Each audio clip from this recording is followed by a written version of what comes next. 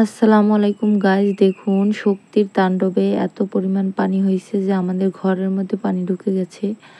একদম ঘরের মধ্যে এত পরিমাণের পানি, আমাদের মাল জিনিসপত্র অনেক ক্ষয়ক্ষতি হয়েছে। এত পানি, শুধু পানি আর পানি, চারদিকে পানি। এবং ঘরের মধ্যে যদি এরকম পানি হয় তাহলে তো অবশ্যই অনেক চিন্তাই হয়। দেখুন কি পরিমাণের পানি। আমরা ইট দিয়ে এই জিনিসপত্রগুলো একটু জাগিয়ে নিয়েছি, এই যে ট্রাঙ্কগুলো দেখতে পাচ্ছেন।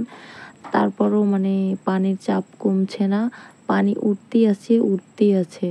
এখন দেখুন জানি না আপনাদের এলাকার কি অবস্থা, একদম পানিতে ভরে গেছে। এখন অনেক বাতাসও হচ্ছে। আমি আপনাদেরকে দেখাচ্ছি রাস্তার কি অবস্থা, এবং বাড়ির ভিতরে পর্যন্ত পানি ঢুকে গেছে, এবং রাস্তাঘাটে অনেক ঝড় তুফান হয়েছে, গাছপালা পড়ছে। দেখুন গাইস, আপনাদেরকে আমি একটু ভালোভাবে দেখাচ্ছি যে রাস্তায় অনেক গাছ পড়ার কারণে এভাবে ডাল ডাল ভেঙেও আছে। একটুর জন্য রাস্তায় পানি উঠে নাই, কিন্তু দেখুন বাড়িঘরের অবস্থা একদম পুরোপুরি খারাপ।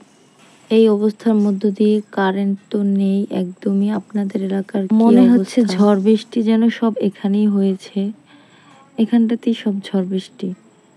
দেখুন এতটা পানি আপনাদের এলাকায় উঠছে কিনা আমি জানি না, তবে আমাদের এখানে অনেক পানি উঠছে।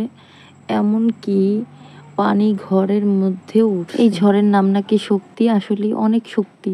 অনেক শক্তি যদি নাই হতো তাহলে এরকমভাবে পানি এবং ঝড় বৃষ্টি হয়ে গাছপালা ফেলতে পারতো না। আসলেই তার অনেক শক্তি আছে। দেখুন একদম ঘরের মধ্যে পর্যন্ত পানি, চারদিকে শুধু পানি, কিছুতে বেরোনো যাচ্ছে না পানির কারণে, এতটাই পানি। এত পরিমাণের ঝড় বৃষ্টি হয়েছে, অনেক ভয়ও পাইছি। দেখুন ঝড় বৃষ্টির পানি দিয়ে আবার হাত পা ধুচ্ছে। আমি কি আর বলবো, কোনো কিছু ভাষা খুঁজে পাচ্ছি না। সবাই সবার জন্য দোয়া করবেন, আমরাও আপনাদের জন্য দোয়া করি। আল্লাহ যেন সবাইকে হেফাজত করে।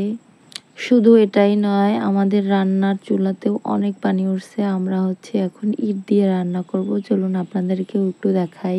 এই যে দেখুন, আমরা চুলার ভিতরে পানি উঠে গেছে, ওই যে চুলাটা দেখতে পাচ্ছেন। এখন আমরা ইট দিয়ে রান্না করছি। এত পরিমাণের বাতাস, সেজন্য অনেক ধোঁয়া হচ্ছে।